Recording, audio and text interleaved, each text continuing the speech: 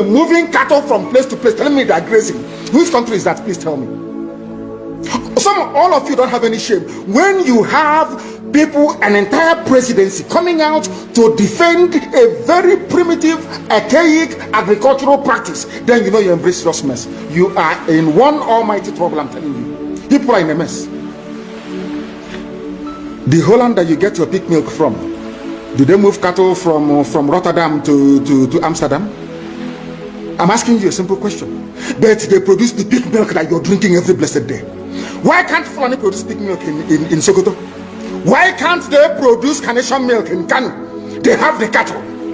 Before the white man came, did you see any Fulani in your forest? All these people talking rubbish about movement of cattle and movement of... I'm asking you, before Britain came and handed over Nigeria to Fulani, ask your grandfathers, please, or your grandmothers. Ask them. All this nonsense we are hearing today in this so-called one, I want to tell you the dangers of one Nigeria. All this nonsense you're hearing today about one Nigeria, Fulani in our forest, Fulani in our village. Before the white man came, did you see Fulani moving their cattle all over the place? Did we not have meat to eat? They will answer these questions for you. Because sometimes in Africa we don't reason very well. The way we reason is jaundiced, it is disjointed. I can't understand for the life of me why, instead of them to waste all that money arming and equipping this Janjaweed army Mihetiala to come and conquer you and I, why don't they open a milk factory somewhere in the north and bring the milk down south? I'm sure southerners will buy it. After all, pig milk comes all the way from Holland. Pig milk all the way from Holland. Now you understand it. Because of the way you people reason. Why can't you produce? Is it difficult to produce milk? The same milk that comes out naturally from the udder of the cow. Why can't you can it somewhere, pasteurize it, and send it to people to eat, to drink, or to do whatever with? All over the world, that is what is happening. In fact, they produce so much milk in Europe that they pour it away. Why can't you do something? A whole president claiming they are in the 21st century are supporting a very primitive practice of moving cattle from place to... All of you, you're not ashamed of yourselves. You have no shame. As somebody will say, your shame is shaming me. I'm telling you, you people from the zoo, I'm ashamed of your ignorance and stupidity. You people are hopeless, completely hopeless. One day now, one idiot to come and say, we're intellectuals. And you're moving cattle from Kafanchan to Ahoda. You are intellectuals. You are intellectualizing. You are in the 21st century. You are moving cattle, driving cattle, Nama, from over 300 miles. It's claiming Yoruba forest is a place for you to be in. You want to relax. Yoruba forest is every Nigerian is free to live anywhere and do their business anywhere. Yes. But when an Igbo man tries to sell beer in Kano, you destroy it. You destroy their businesses, you destroy their hotels, but you can come down to the south and live anywhere you like and graze anywhere you like. And you're telling me that is a country, that is one Nigeria for you?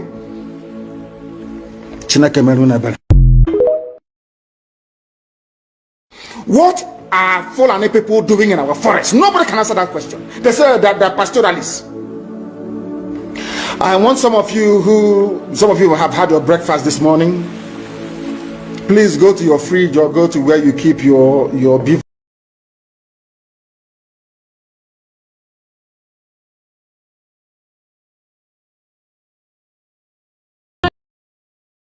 Land of the rising sun, we love and cherish. Beloved homeland of our brave heroes, we must defend our lives, or we shall perish. We shall protect our hearts from all our foes.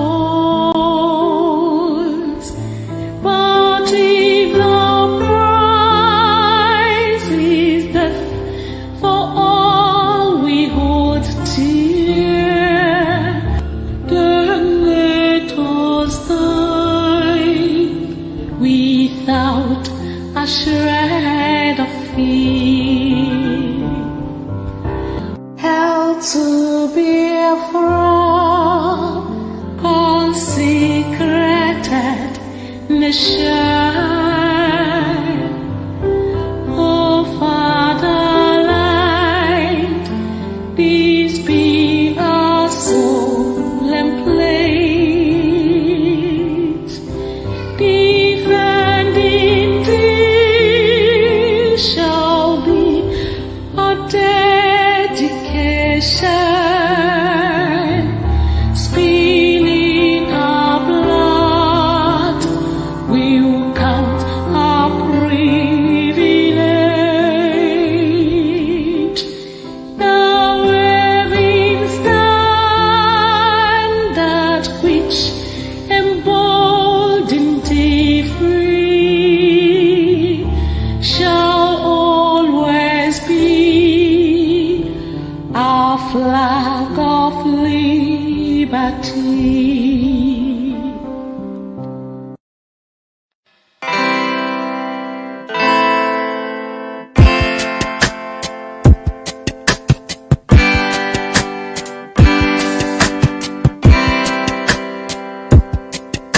I thought of Biafra freedom taking longer, and cause of that you tend to feel so low. I know our freedom is your greatest hunger. I thought of Biafra keeps your heart aglow. We will walk the line, this that we've known with time, gotta take it away. Just hold on and don't let go. Hold on, do not let go. Just hold on and don't let go. Your flight's just a step away. Just hold on. Hold on, do not let go. Just hold on and don't let go. Your flight's just a step away. Our history has never known no laughter. It's always been this red and black, no green. A nation of this blessed yet hungry people. We shine a brighter light, the world will see. We will touch the skies and set up a throne on high and reign with our God. Just hold on and don't let go. Hold on, do not let go. Just hold on and don't let go. Your flight's just a step away. Just hold on. Hold on.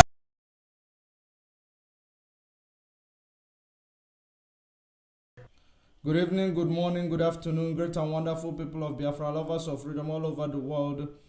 I greet you and I welcome you to this special edition of this program. While you are joining, kindly invite others to join. If you are joining us, watching from YouTube, invite others to join. If you are watching from Facebook, invite others to join. Very, very important. Because we are in this program this afternoon, morning, night, depending on where you are watching from. We are here today to actually propagate this gospel for freedom, gospel of emancipation, gospel of the Elohim Chukwokikabiama who lives in heaven.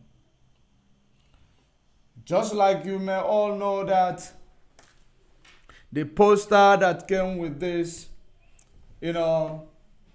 broadcast, that is, you will see in front of you, where Professor Lumumba was actually educating the leadership of Fulani and Nigeria.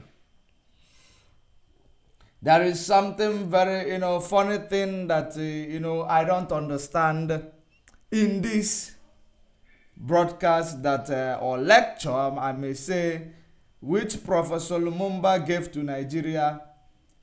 It never trended in Nigeria platforms. It never trended even in those media that was there live covering it. It never trended. That is something that I don't understand why it never trended, because it is something that trended in every other platform, but those platforms that we know, that is the Zoom media, it never trended there, and I am wondering why. So the reason why, I am seeing, I actually picked up this video today. It is to actually remind you of, I don't know if we are going to stay on Facebook. I don't know. In case if you disappear on Facebook, we go to YouTube at Judge Money Blog Africa, because I don't know, it is actually bringing the frame down. I've tried to work on that since yesterday, but it is not allowing me. So if you go to Facebook at Judge Money Blog Africa, because I don't know if it is trying to. I'm finding it difficult to, do my program on Facebook. Just like yesterday, it dropped us on Facebook. Each and every time we continue to come in, it continue kicking us out. So if you go to our YouTube.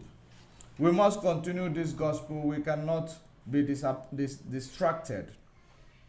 So in this video you see next to me here on top, this is a video of Professor Lumumba, educating Nigerians, educating Fulanis. We are all there. Their emirs, their sultans were there. Because each and every time, but one thing is to educate people. Another thing is for them to understand and digest it. Because most of our people, the problem we are having is that when these professors, they speak, maybe you cannot understand the type of grammar that they are using, or the type of vocabulary, will I say, the type of, English language that they are using. So it is the same thing that we come to now remind you that this video never trended in the Nigeria media. I don't know why. Maybe you saw it, I didn't see it, and I follow Nigeria media. Or maybe because whatever he said here, he actually, exposed also what is happening in Nigeria. Or were you told? I looked for this video on Channel TV, I didn't see. Maybe you saw. I am not sure, but it never trended the way it's supposed to trend. Maybe you saw it because AIT was there, Nigeria Channels Television was there, and every other media houses in Nigeria, they were all there. But now, why is it that those videos never trended? That is what I don't understand. Does it mean they are scared to play it? Does it mean they are ashamed of themselves? That is exactly what we are going to find out, because we are going to start with this video, and we go to the visit of US in Nigeria to Ugwuanyi in Enugu State. We are going to reflect on the visit of the UN to Nigeria to Ugwuanyi in Enugu State, to find out exactly the reason why they visited Ugwuanyi, if it is related to the massacre in Enugu State, if it, in Enugu Ezike, or if it is related to any other thing that will be in favor of their visit. So we will find out, we will find out very soon, because that is part of what we are going to be talking about this afternoon. And we are going to also reflect on, or actually explain, what it means for Hope Uzodinma to say that the Fulanis can marry her women, his women, or the women of Imo State rather, for free. And the reason why he gazetted it, just like you will see the paper right in front of your screen, shocking Uzodinma declares free marriage between Fulani settlers and the Imo ladies. And then we are going to discuss the reason why it is Imo ladies, not Imo men, to Imo, to Fulani women. We are going to talk about it. It is something very, very important that we need to discuss. I want you to come with your pen and paper, because we are going to be doing justice to these things that you see on our screen. Now the time starts now. We are going to be here for only 2 hours. So, great and wonderful people of Biafra, lovers of freedom all over the world, I want you to now listen to Professor Lumumba, what he has to say to the Fulanis and Nigeria, and what he has to say about their leadership and the impact of its leadership in Africa. We are going to talk about it. Like I said, one thing is to educate people. The other thing is for them to, understand what you are teaching them. In fact, the third one is to actually educate illiterate, ignorant set of people who will actually ignorantly listen to you, while ignorantly throw it under the, bed, without actually making it or bringing it to actually work for the purpose of it. So now let's go here. I want you to listen to this video. Listen to the video.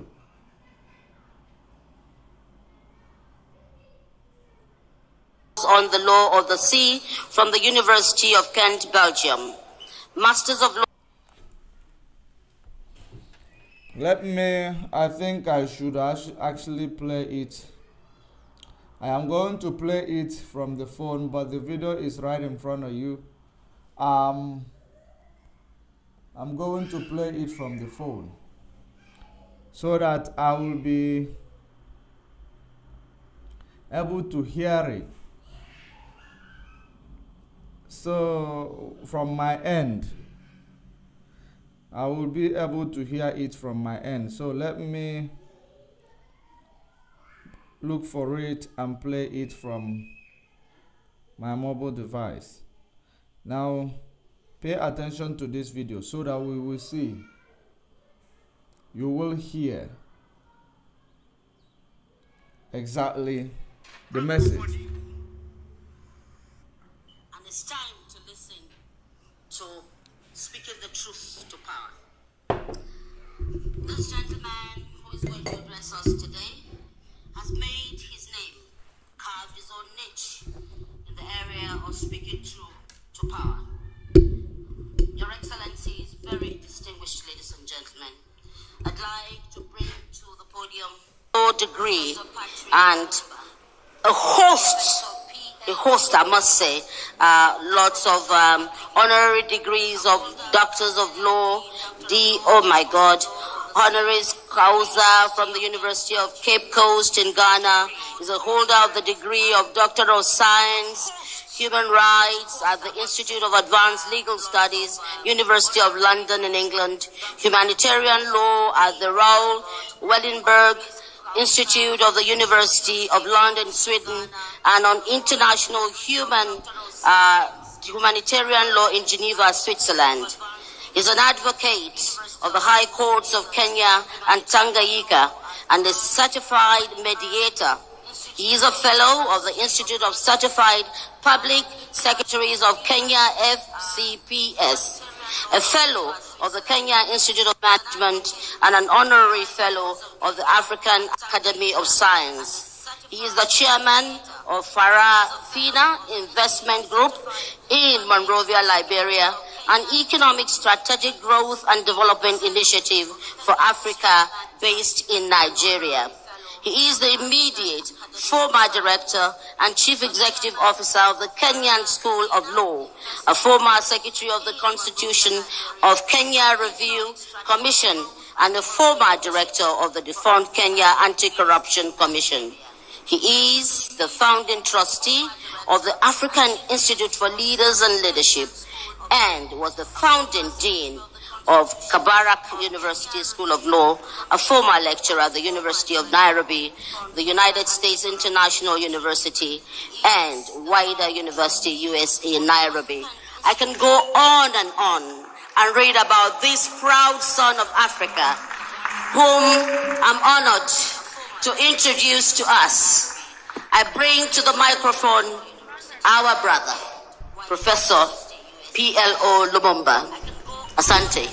We welcome you, so thank you very much. Thank you very much. Let me start by recognizing the chief guest, who is the President of the Federal Republic of Nigeria. Permit me also to recognize the family of the late Dr. Abubakar Olusola Saraki, and permit me for good order to stand on the protocols already established. Let me say how glad, honored, and privileged I am to be invited to deliver a memorial lecture on the 10th anniversary to commemorate the departure of Dr. Abubakar Olusola Saraki. Any keen student of African politics, and I claim to be such a keen student, would have heard of Dr. Saraki, and I had heard of him before this invitation. I had also had the honor and privilege of meeting Dr. Bukola Saraki when he was the president of the Senate, and he granted me the opportunity to address the Senate then. That is not to forget that my good friend, Brother Bajamila, also granted me a similar occasion in the House of Representatives. I'm glad to deliver a lecture to memorialize an individual of whom it can be said that he was a colossus who bestrode the Nigerian political terrain and made his contribution in a manner that makes it worthy to be remembered favorably. I say so because there is no shortage of individuals who come and go and their memories are not worth much. We have had the honor and privilege of seeing the snippets of what he did during his lifetime. And if it is true that one is not successful until his successor succeeds, then Dr. Saraki was successful. He was successful because his successors have succeeded and they continue to succeed. If it is true that men and women's deeds are recognized for their positive contribution to society, then it is true that Dr. Saraki was a man worthy of celebration. I'm glad to be in your distinguished presence to deliver a lecture in his memory and to have that lecture focus on the critical question of leadership in Africa and the critical question of followership in Africa. And the Africa that I talk about is the post-colonial Africa. The Africa which is now divided into 55 countries with 55 boundaries imposed on her. An Africa which is famous as the cradle of mankind. In Africa. An Africa. That is what he is going to talk about. Leadership and followership in Africa. So don't forget. That's why I say, bring your pen and your papers. You will be needing them. Let us actually break it down, because you will see the reason why the video never trended in Nigerian media. Let us continue. Which is said to be great in prospect. An Africa about which there is much expectation, but an Africa which continues to punch below her weight. That is the Africa that I will be talking about as I focus on the question of leadership and followership. As I think about that Africa and her leadership and followership, and I think about her often, as all of us should, the words of a book that I read as a youngster come to mind. And any one of us who had the opportunity of reading the book A Tale of Two Cities will remember these words. It was the time, the best of times, I don't know, and the somebody worst. said that the voice is coming double. I don't know if it is coming double. Please someone confirm for me if it is coming double. Somebody said the voice is coming double, and I don't know if it is true. But let us continue until I get, the hint. And any one of times, it was the age of wisdom and the age of foolishness. It was the epoch of belief and the epoch of incredulity. It was the season of light and the season of darkness. It was the spring of hope and the winter of despair. Those words define the mother continent as we live in her today. Those who commentate about the continent never tire to say that this is a great continent. Those who care about this continent never tire to remember that this continent, divided as she is, has had many leaders.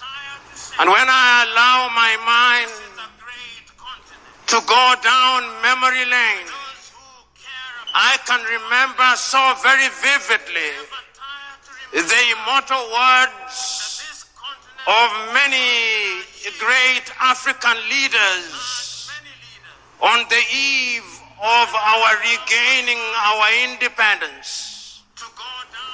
And many of us can see pictures of young Africans, whether in Nigeria or Ghana or Algeria or Kenya or Tanzania, celebrating when we regained our independence. And many of us can remember the words that they spoke and the promises that they made. If it was in Nigeria here, You can remember the immortal words about what they would do to Nigeria of Nnamdi Azikiwe. You can remember those words. You can remember the word of Abubakar Tafawa Balewa. You can remember the promises he made. You can remember the erudite words of the Sultan of Sokoto, Ahmadu Bello, and the promises he made, and many others. When they spoke then, those who were young saw in them the similitude of Moses in the Bible. They thought of their leaders and saw their leaders as messiahs who would bedazzle latter-day pharaohs with miracles, who would liberate them from the Egypt of poverty and want, who would cause pillars of fire to stand between them. In them, the similitude, just like Moses in the Bible.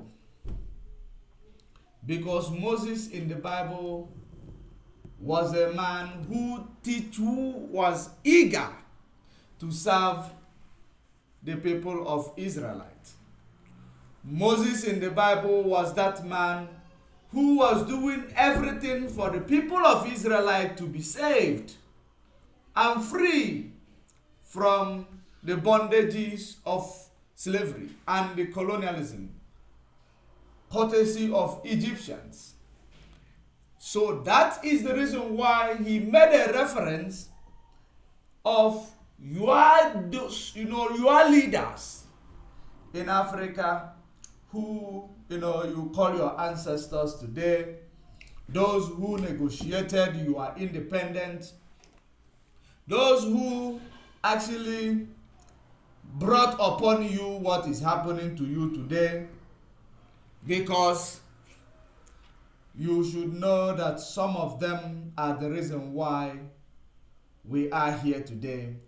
And we cannot use because they are late, we decide to consolidate with them while hiding, the mistakes that they have made in their lifetime, because it is as a curse of that mistake.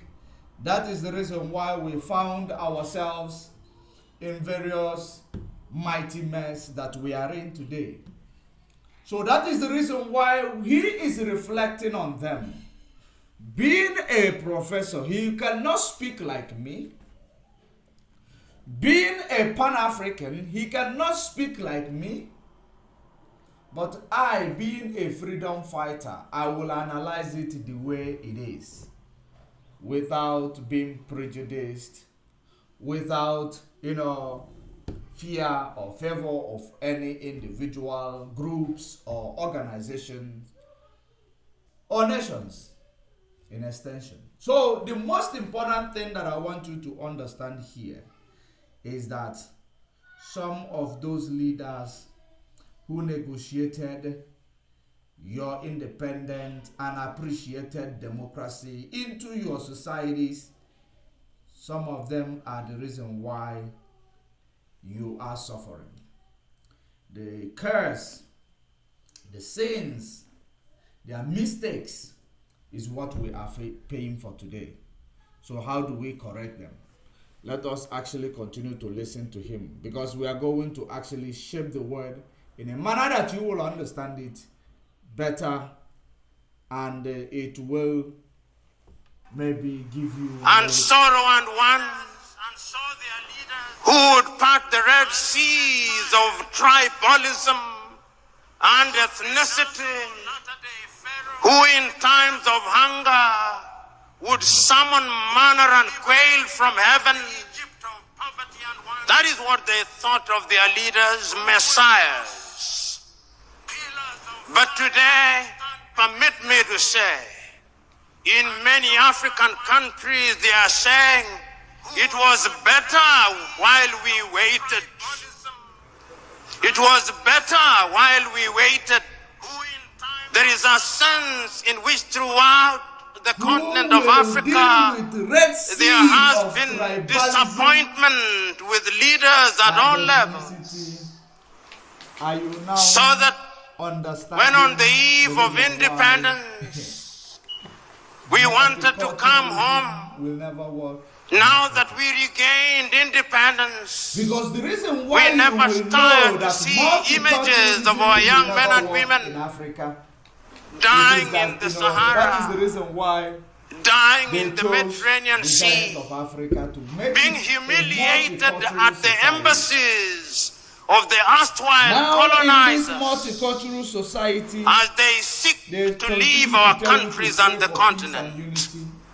It was Because better peace and while unity we is what, waited, they say. you know, you will be Which needing begs the to question, be what praying happened for. and Only what thing you need is to happening? pray for in a That we have multicultural so many society. individuals Your culture who is your occupy culture, positions of and leadership, everything about your culture and will yet win. the biggest deficit According to you, is that that is the of reason leadership why in a Africa.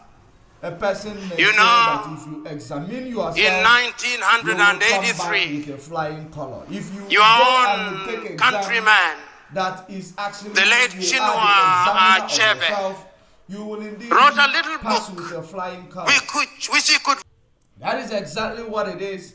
So in this regard, multiculturalism will never work in a nation.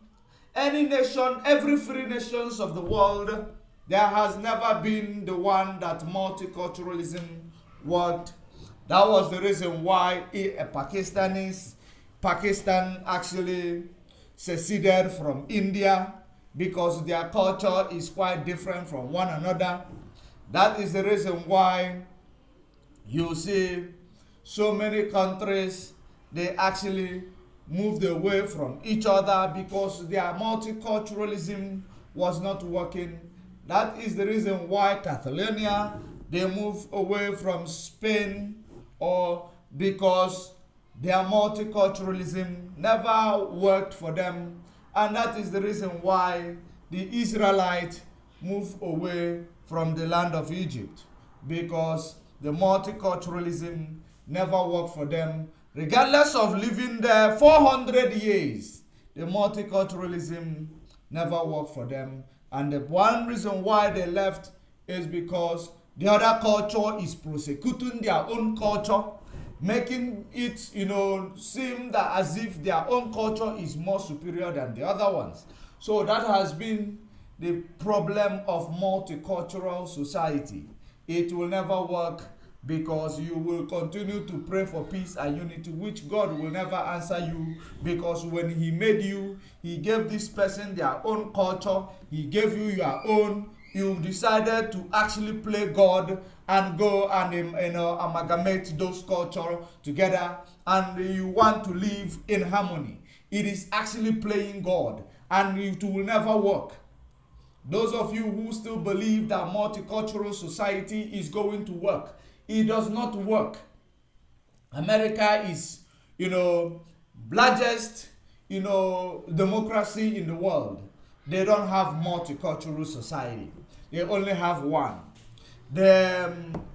China is one of the largest population and the dictatorship in the world. They don't have multicultural society. They only have one. In Russia, they are one of the greatest dictatorship, I may say, regime. They don't have multicultural society. They only have one, and they are all doing great.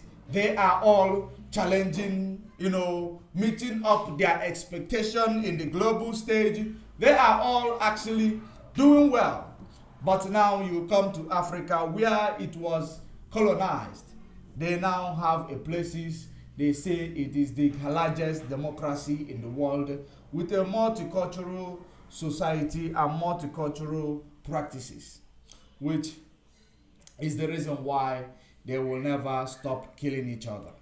The reason why they will never stop intimidating each other. So now, let us continue to listen to this, Professor Lumumba Because there are many things I want to extract from his speech. Pay attention. Well, I've been writing about Africa, but he focused on Nigeria. The trouble with Nigeria. And Chinua, without mincing words, says the trouble with Nigeria is simply and squarely a problem of leadership. Whether you agree or disagree with Chinua, that is another debate. But he had his perspective. And he was asking a question that we continue to ask about the continent of Africa. Why is it that while on average 60 years after we regained independence, the 55 countries that constitute the continent of Africa, why is it that we cannot feed ourselves? Why is it that we have no faith in our institutions? We have no faith in our hospitals. Why is it that we have no faith in our abilities? Why is it? Where has the leadership been? Why is it that so many years, while politics becomes the toy that lulls us into a false sense of security, our economies are controlled by people from other civilizations? Why is it? These are uncomfortable questions which we must pose and confront and answer if the mother continent is to realize our potential. Who occupy the position? Why is it that the mother continent is ever so negatively attractive to other civilizations?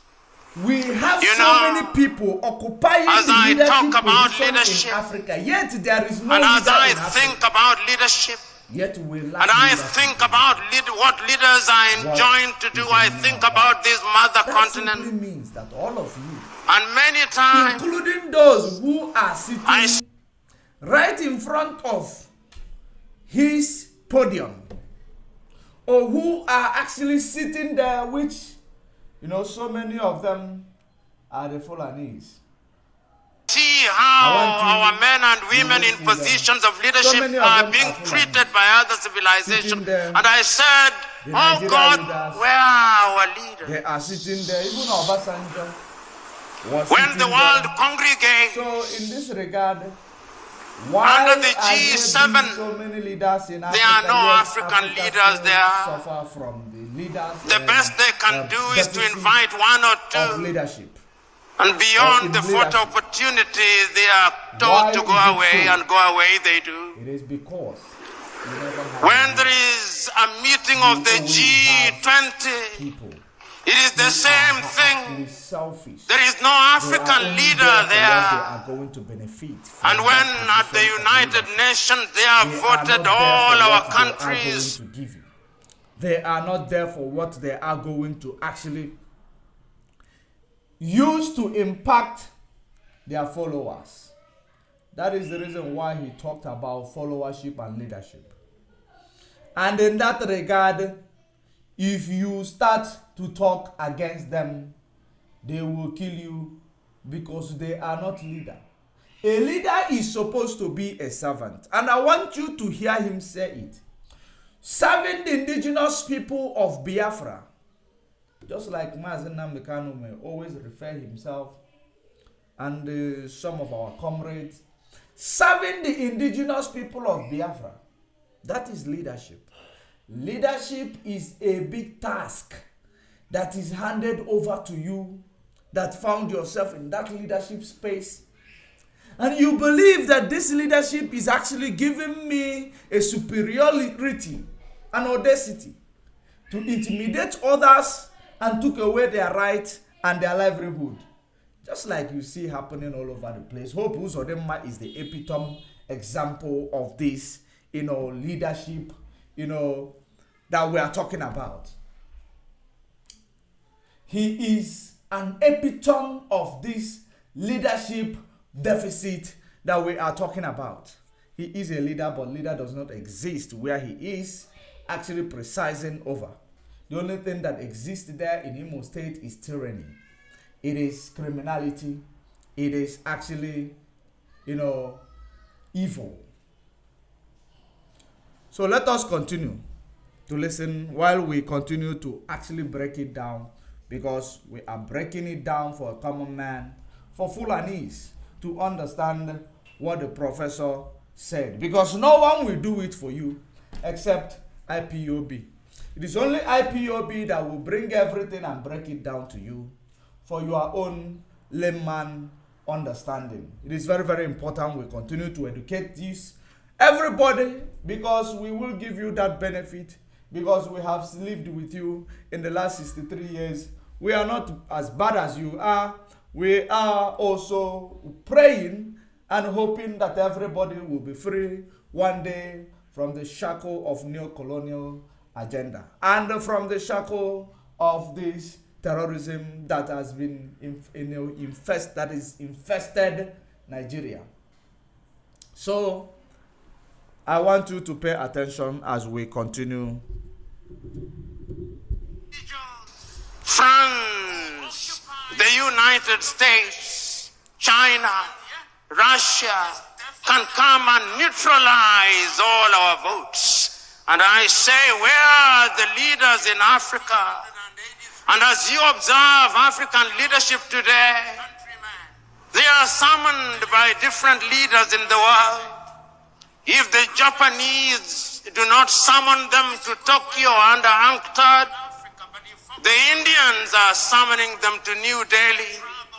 And if the Indians are not summoning them, the Turks are summoning them.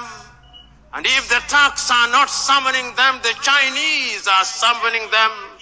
In the next 2 weeks, they will have been summoned to the United States of America. Summoned, I use. Africans who are watching this scenario ask, where are our leaders? Which begs the question, who is a leader? Is leadership the occupation of office? Is leadership the occupation of the office of the president? Is it the occupation of the office of a senator or a member of parliament? Or the occupation of these high-sounding positions which gives us honorifics? Is that what leadership is? From where I sit, that is pseudo-leadership. From where I sit, leadership is about service. Leadership is about honor and privilege to serve. That is why I still understand the men of old, the men of wisdom who said, he who is greatest amongst you must be your servant. This is what Africa is asking for. And Africa has been asking this question since she regained her independence. You know, when one is talking about leadership in Africa, one must go into history and ask ourselves, what was leadership before we were rudely disrupted? We had our traditional rulers. How did they govern? For whose benefit did they govern? They are still there, the traditional rulers. How do they fit in the new dispensation? When we regained independence and adopted all these structures from the erstwhile colonizer, what did we expect to deliver? That great... Do you see that thing that I always say, I always talk about, that when they go to the global stage, they consolidate. They are so scared. They act like, you know, they act like people who have arrived to do a financial audit to the boss. That is exactly what he is talking about. When they go to the global stage, they cannot stand there like leaders. because they don't have that morality. They do not possess that morality to be called a leader. That is the reason why when they go there, they cannot do anything, they cannot say anything, they do not actually present any agenda, they actually handed over to them. They have no significant position, just like Robert Mugabe said, that they are artificial members of, United Nations Security Council. They are the artificial members of it.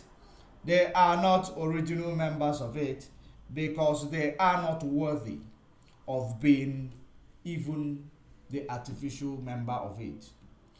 So that is exactly the reason why you will find them each and every time they tell you they go to hunger program, they tell you they go to, any program, Africa Summit in the United States, all you will see them with is they will always be talking how the climate change, just like your own leader in Nigeria, climate change is the reason why we are having problems and insecurity. Climate change is the reason why Fulani herdsmen is killing the farmers. He will continue to tell you that climate change, or how do you promote democracy? He can promote democracy by relying on America, by being on the right page, on the right side of the book, good book, on the good book of America.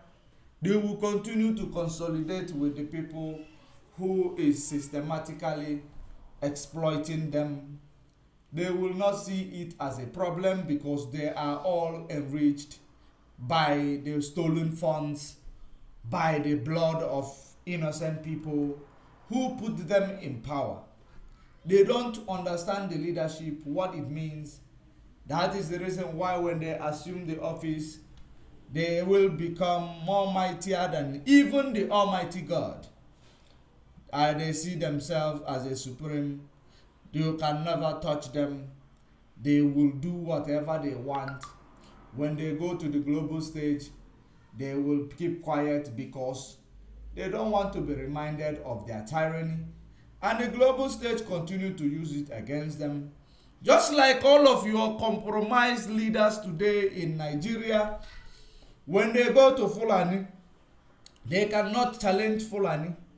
They will always try to consolidate with Fulani because they were all compromised before they were granted to have that power. A place where they practice multiculturalism, then one culture is dominating the others, that you must go and pledge an allegiance. You must go to and swear an allegiance to them before you will become of any significant position occupants in Nigeria. So why do you think that you have leaders? You do not have leader. That is the reason why he said that deficit in leadership. Deficit in leadership. You people that are sitting right in front of him or his podium, you are all a bunch of disgrace. Because you people supposed to hide your faces in shame.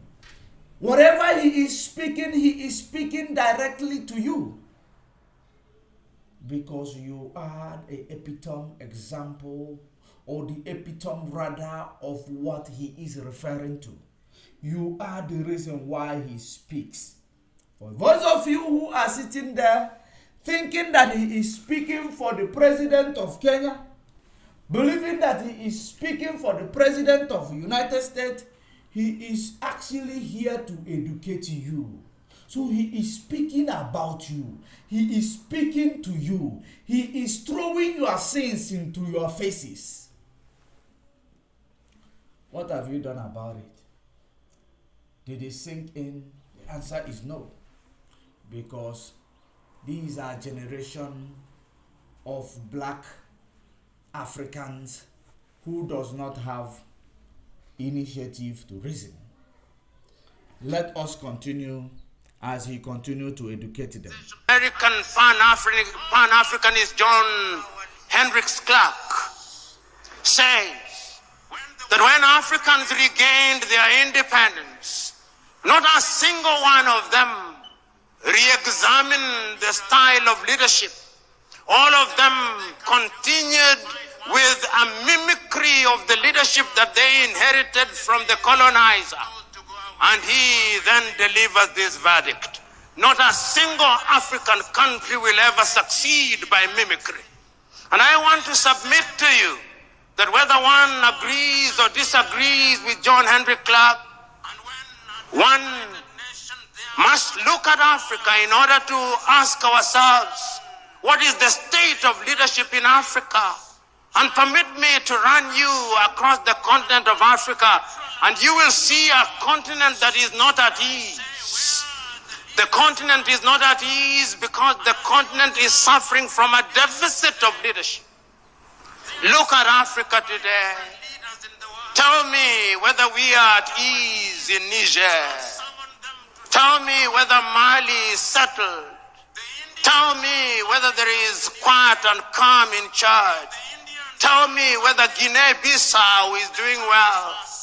Tell me whether the Cameroons are stable. Tell me whether Central African Republic is good. Tell me whether Sudan, South Sudan, Somalia, Ethiopia, Northern Mozambique, and all these countries where there is peace and quiet, whether the sons and daughters of this country, tell me whether even this great Nigeria is at ease. Tell me. The answer is she is not. And I dare say that as long as Nigeria is not at ease, Africa will never be at ease. If Africa wants to be at ease, Nigeria must be at ease. She is the largest economy in Africa. She has a population of over nearly 200 million people. One in every African is a Nigerian. She is represented in every sector. If you want the best engineers in the continent, they are Nigerian. If you want the best doctors, they are Nigerian. If you want good lawyers, they are Nigerian. If you want good people, they are Nigerians. But also, if you want Yahoo boys, they are Nigerians.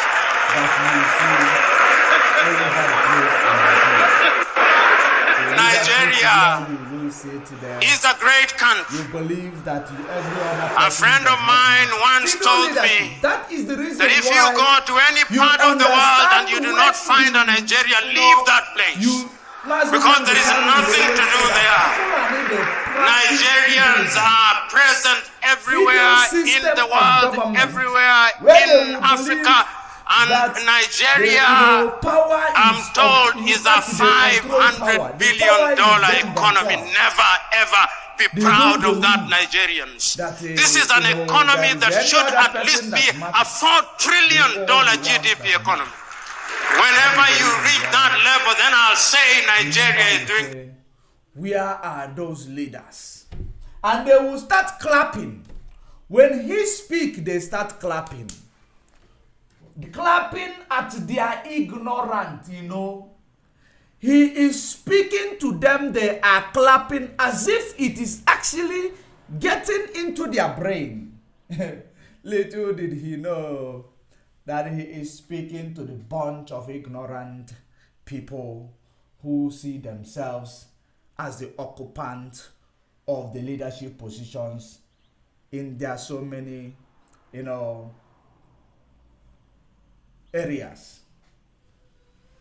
They haven't seen themselves as the person who is representing the mass majority. They have not seen themselves as a person who is serving the majority of the people. They have not seen themselves as a person who is an errand boy for the nation. They haven't seen themselves because they practice feudalism. Feudal system of leadership. That is exactly what they see. Those who believe They are power intoxicated. They believe it is from them or to them. From them to them. From them to them. It will never leave them. The power, the leadership. It is all about them. While they will never do anything productive in that about them.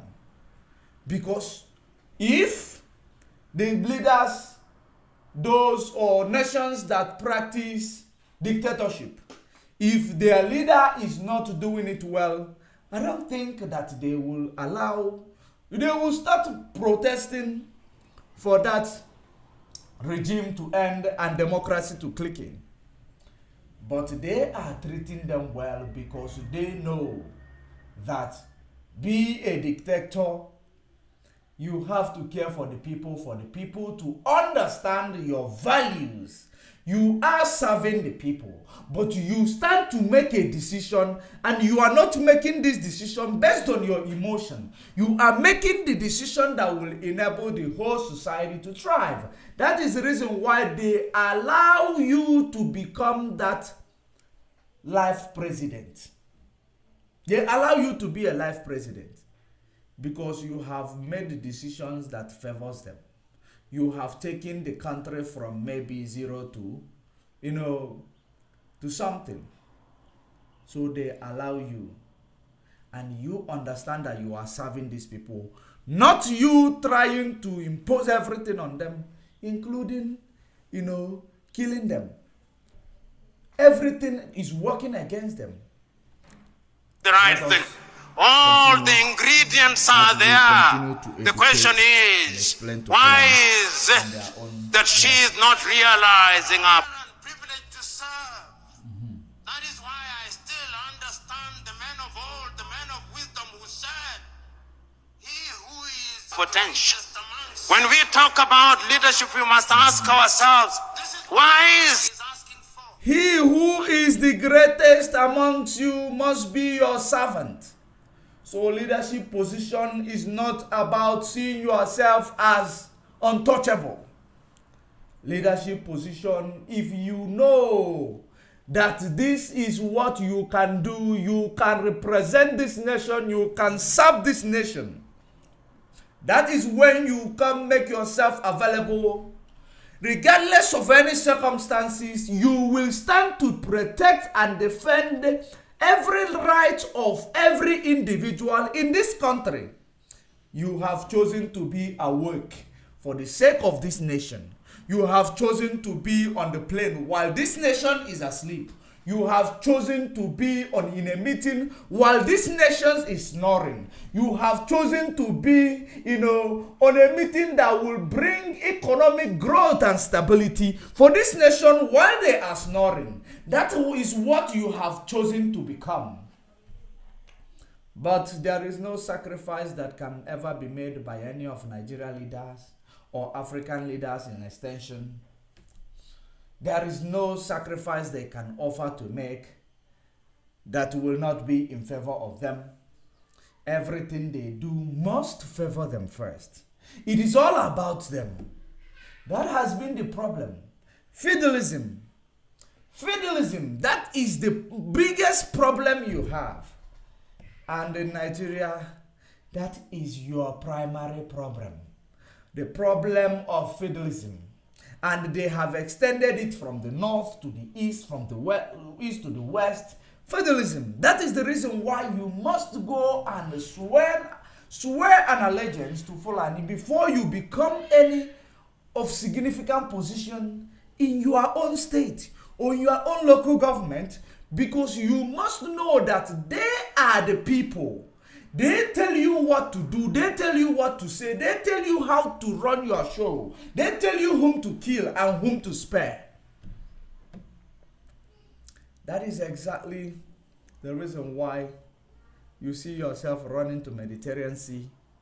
That is the reason why you see yourself dying in the Sahara Desert.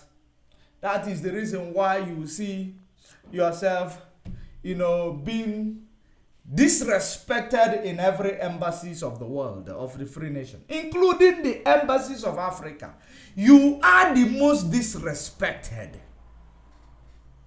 Why? But you are the biggest economy in Africa. You are the biggest democracy in Africa.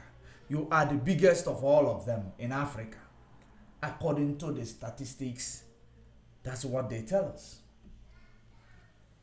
Now, let us continue. Africa is asking for that despite the best intention of the best of us, we do not gain and gain what we desire. You know, I said that when you look at Africa and leadership, you must go back to history. Are you paying attention? And you ask yourself what the leadership is. Yes. And we have looked at Africa that is not at ease. But yet there is a sense in which Africa has had and continues to have men and women of renown. I remember, courtesy of history, when Africa was struggling for our independence. I can remember that great meeting in Manchester in the United States of America, the Pan-African meeting. And history tells me that Nigeria was there. Chief of Bafemi Awolowo was there in 1945. And I can still remember his words spoken about African unity. I remember that Ghana's Kwame Nkrumah was there. Did you see when I always tell you that you adopting other people's ways of life, it will never favor you? That is the mimicry, ways of leadership. Mimicry ways of life. You mimic, you actually adopt. Instead of setting the bars, you allow the bars to be set for you to actually adopt. You think you will be able to succeed in this new dispensation. You think you will be able to succeed, and not only that you mimic this, style of leadership or style of life. You did not only mimic their style of life, you actually mimicked the things that are evil about their style of life. You never try to learn the good things that they have to offer. You only learn the evil. Ebi you thought the key you si aputa. Ebi you know the key to si aputa. That was the word of Samson. When you listen to the stories of Samson, where there is bitterness, that is where sweetness comes from. That is why you must mimic, as you have started the mimicry system of leadership or system of living. You should be able to mimic the good things about this system. But you never ever mimicked anything good. You never try to learn something good and implement them. You always try to learn something evil.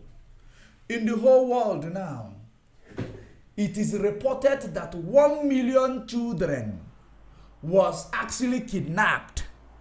The statistics have it that in the whole world, 1 million children was kidnapped because children sacrifice. Some of them, they kidnapped them, they find them in a shallow grave with mutilated body, with them separating their bodies, but putting it in different places.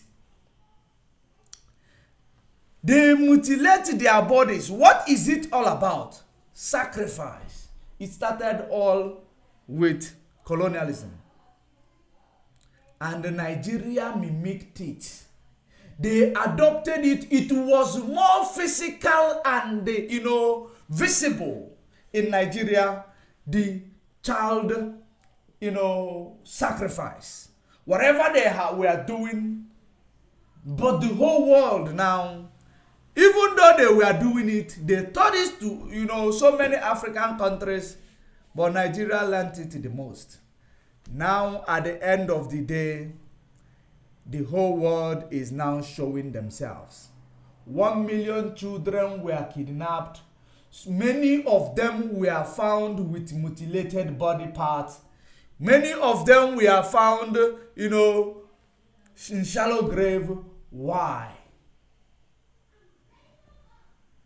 The world is turning to something else. Everything that is hidden under the sun is coming to light.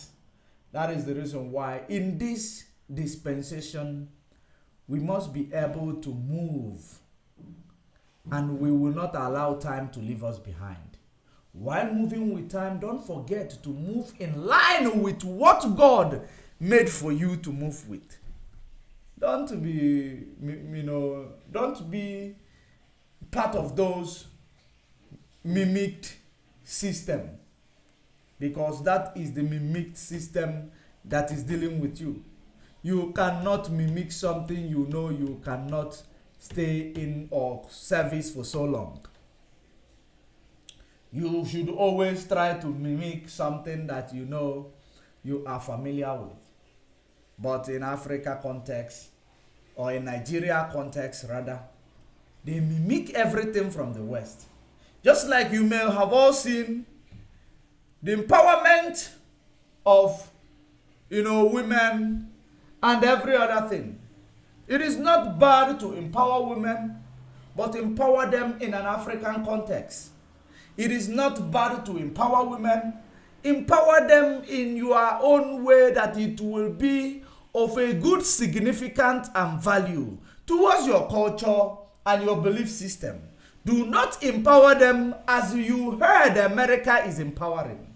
That is the reason why they came to tell you that polygamy is a sin, Bible Jews, but homosexuality is not a sin. It is a right of everybody. Have you seen how you mimicked evil? Today, Bobrisky is introducing such rubbish all over Nigeria without you understanding, even though they say you don't know which organization is sponsoring him to do what he is doing. When you see him, you will think it is about cross-dressing, giving him money. You don't know it is promoting a narrative in order to adopt this such devilish lifestyle of the, mimicked from the West. You will, looking at Bobrisky, he is now, today, what do you see? So many cross-dressers are actually, imagine, before you know it, all your young people will become cross-dresser. Because nobody cross-dresses without a reason. It is about an organization rising up to sponsor you, tell you to do this. We will fund you. We will make you significant in the society, that anybody who look at you will want to be like you. Then before they know it, government will adopt it. That is exactly what they are doing through Bobrisky and those who call themselves cross-dresser. That is exactly how it is.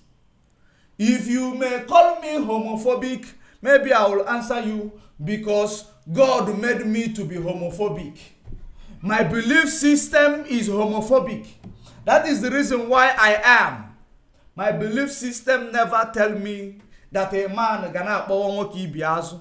My belief system never told me that a man shall marry a man. But they have imposed these things. You mimicked. And now the good thing about you, they have taken it away, because the biggest challenge of the West is that they were not able to control their women or to make their women to be submissive in order to have more women or even have two polygamous family. That is the reason why they imposed it on you, because you cannot be increasing in population while they are actually, not increasing. And you cannot be enjoying all such, development while your women understand it and understand each other, while they cannot do so. They have to bring it to you so that you will become of the same, of an equal yoke as them. There has never been anything that they have taught you that is of significant value in your life. There have never been anything you mimicked from them that has been of a significant value in your system. There has never been. Has there been? The answer is no. Nothing happens for nothing. That is how to push a narrative.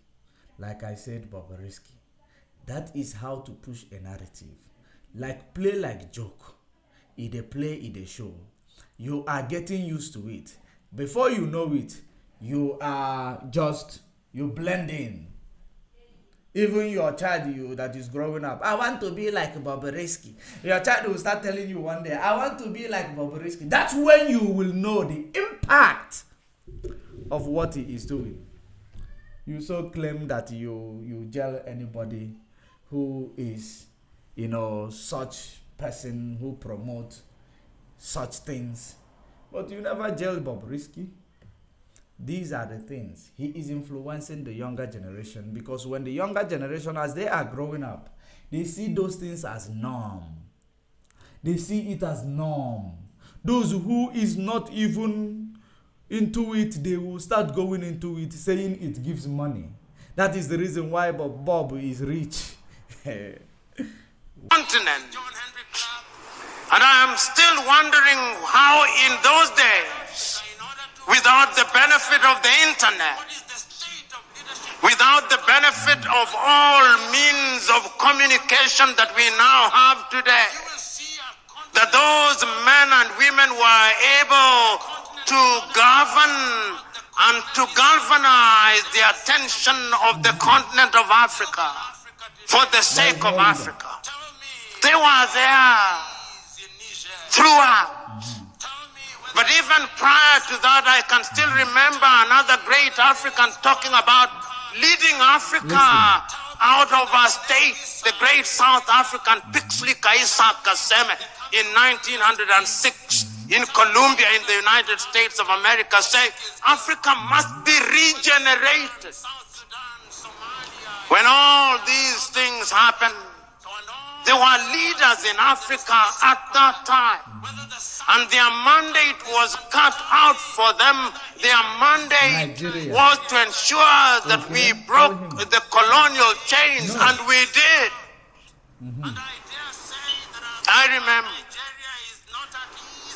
and many of you here, courtesy of history, will remember many Africans at that time, and if I name them, you will agree with me that they were leaders. How many of you in this assembly? The message is for you. It's not about coming to wear abada, wear everything that is of your culture, of your native, but you will never do or adopt the system that is of your native, that will help you and help the people who live in it. You will mimic. He said even Nigeria is stable. How can it be stable? How can Nigeria ever be stable when it is a multicultural society, which one part of it are, practicing feudalism, feudal system of government?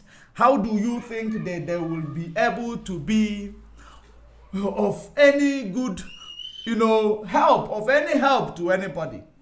Because feudalism is something that you can never ever try to correct them. Whatever they are doing, that is, they want to make sure that it is all about them. If as a poor, the brother will continue. Power will continue to roll around them. The world will continue to revolve around them.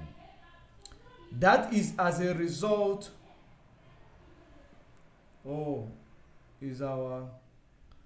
think our Facebook, they have kicked us out of Facebook. They have kicked us out of Facebook. So, that the whole world, but I believe we are still on YouTube. We are still on YouTube. Did they also kick us out of YouTube? I don't think so. We are still on YouTube. We are here. So, I am not going to try to connect back to Facebook because it is going to actually take my time. So let us, okay. Let us continue. Let us continue. Nigeria is at ease. Tell me. The answer is she is not. She is not. And I dare say that as long as Nigeria is not at ease, Africa will never be at ease. If Africa wants to be at ease, Nigeria must be at ease. She is the largest economy in Africa. She has a population of over nearly 200 million people. One in every African is a Nigerian. She is represented in every sector. If you want the best engineers in the continent, they are Nigerian. If you want the best They doctors, are not. They are Biafrans. If you want And good lawyers, they are Oduduwas. Nigerian. If you want They are Biafrans and Oduduwas. They are Biafrans and Oduduwas. They are not Fulani. Fulanis are Nigerians. So, let us continue. good people, they are Nigerians. But also, if you want Yahoo boys, they are Nigerians. They are clapping. He will not They are clapping. Oh. remember Marcus Garvey and say that he was a leader. How many of you here will not remember Julius Nyerere and not say that he was a leader? How many of you will remember Kaunda, Amilcar Cabral, Samora Moises Machel, Agostino Neto, Namdi Azikiwe, Abubakar Tafawa Balewa, Gamal Abdel Nasser, and many others, and remember that they were leaders who did not want to occupy political space because of material aggrandizement. They denied themselves. I so very fondly remember that when Kenneth David Kaunda left office, it was said of him that the only amount of money he had in his account was the equivalent of $5,000. That is what your current politician eats for breakfast. I can remember when Julius Kambarage Nyerere left office after 24 years, the only amount of money that he had in his account was the equivalent of 8,000 United States dollars. That is what your current politician uses for a single visit to a gymnasium. They were leaders who were selfless. They understood that it was an honor and privilege. They sacrificed their lives. They saw their positions of leadership as that of leading their brethren. They did not think that they were superior to the people they led. They thought it was a privilege and that they had the honor, and that because they had that honor, then they had to serve their leaders with distinction, with consistency. They were prepared to be questioned. They did not believe that they had the monopoly of knowledge and wisdom. They were leaders because they were servants. You know, I can still remember Julius Kambarage Nyerere speaking on the 6th day of March, 1997 in Accra, Ghana, on the occasion of the 40th anniversary of the independence of Ghana, under the subject, "Without unity, Africa has no future." Mwalimu recounts the history of Africa. He says, when we rose up against the colonialists, our agenda was cut out for us. We, the Africans, had been humiliated in our own land. Our people had been denied the opportunity to realize their potential, our mandate was one, to expel the colonizer. We did our best. We made our mistakes. But who said we were infallible? This struggle is an intergenerational struggle. The next generation after us had the duty to pick up the baton and to run the next leg. The question is, did that generation pick up the baton? Have they run the leg well? The answer, not as well as they should have. Because we must never make the mistake of assuming that African leaders have done nothing. No, that would be too harsh. I think attempts have been made, whether in Nigeria or in different parts of Africa, to liberate ourselves from the chains and sorrows of the colonial project. But remember, as Kwame once said, the colonialists never left. He is alive and well. He still wears different masks. And those masks may appear to camouflage him, but they are here. Have you ever wondered why, when the British left their colonies, in that Commonwealth of Nations, the head is the British monarch? When the Queen dies, so we are back on Facebook. The King becomes its head. It is headquartered in London. Join us on YouTube at Judge Money Blog. It is the Commonwealth of independent and free nations. It is not. It is a post-colonial, neo-colonial institution which continues to massage the ego. So you should not, wonder the reason why they have to be kicking us out on Facebook. So if you are actually joined on Facebook, if you see the Facebook disappear again, kindly join us on YouTube at Judge Money Blog Africa.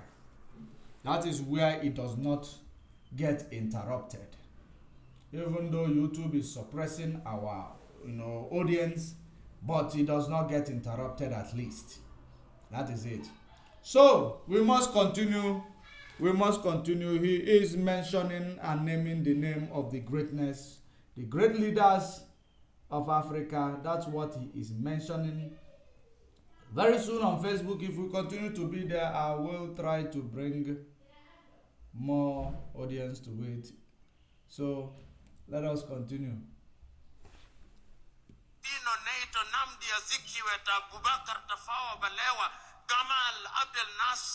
And many others, and remember that they were leaders who did not want to occupy political space because of material aggrandizement.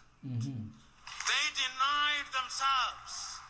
I so very fondly, I can remember when Julius Kambarage Nyerere left office after 24 years, the only amount of money that he had in his account. They kicked us out again.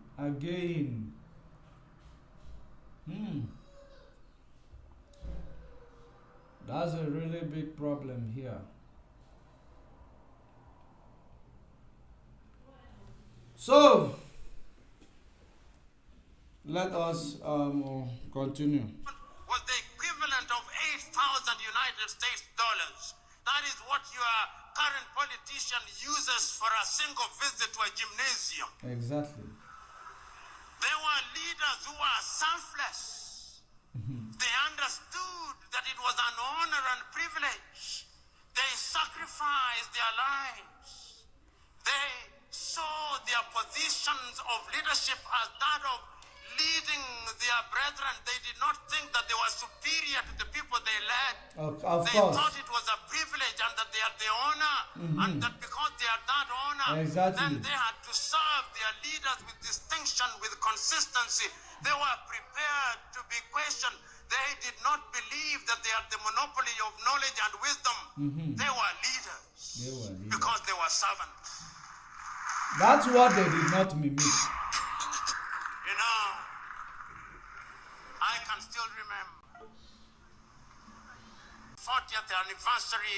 of the independence of Ghana.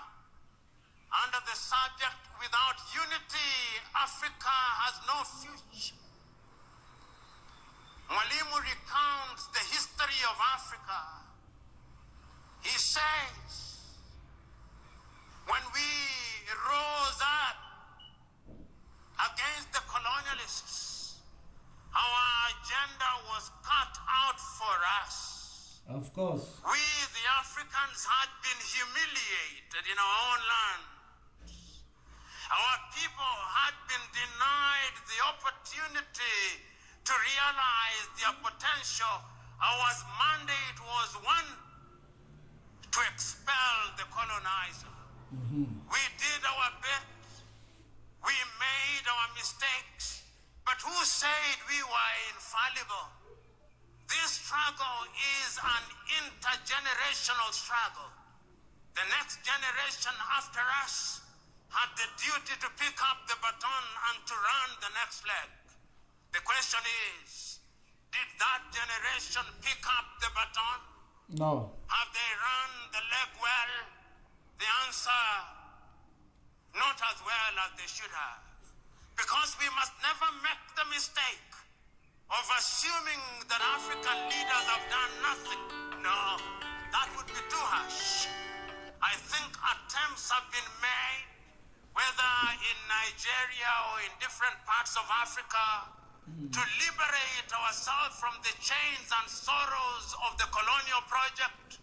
But remember, as Kwame once said, the colonialists never left. He is alive and well. He still wears different masks. And those masks may appear.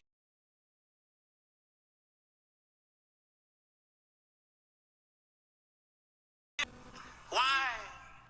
When the British left their colonies, they created something that they called the Commonwealth of Nations, to which Nigeria belongs. In that Commonwealth of Nations, the head is the British monarch. When the Queen dies, the King becomes its head. It is headquartered in London. It is the Commonwealth of Independent and Free Nations. It is not. It is a post-colonial, neo-colonial institution. Of course. Which continues to massage the ego of the erstwhile colonizer as we celebrate. That is it. Through such institutions, they continue to control and to manipulate us. Are you hearing it? And many of us, particularly those of us who have had the advantage of foreign education, we never want to talk ill of bodies such as the Commonwealth. I do. Of course. And it's not only the British who did it. The French did it under Francophonie. In order to control their former colonies and to make sure that they remain within their sphere of influence, they created a body which is alive and well. In the former French colonies, it's even worse. They even print their currency. The Portuguese did it. So, in as much as African leaders have been trying to ensure that we change the circumstances of our people, there have been external attempts at torpedoing those efforts. And Africa and African leadership must be seen in those contexts. There are those in many African countries who have allowed themselves to be acolytes of the neo-colonizers and to the detriment of the continent of Africa. So when we interrogate leadership... Who are those? If we are talking about the accolades, who are the accolades? Somebody like the man in Asorok. That is the reason why he said you must be on the same page of America in order to sustain or build a democracy resilient towards, or build a resilient towards a democracy, intimidation or towards anti-democracy. You build a resilient. He said you must be on the good book of America. So who are those that this message is going to? The same people who are sitting right behind the podium. Those are the people that the message is meant for. Facebook is doing everything for us not to preach this gospel, but we must continue. If you are finding it difficult, we are back again on Facebook. If you are still finding it difficult to be there, join us on YouTube at Just Money Blog Africa. I think it is okay there. There is nothing happening. It is not shaking. It is not moving. So it is up to you to join us there. So let us continue because we are finalizing this piece. Then we go to Hope Uzodi immediately.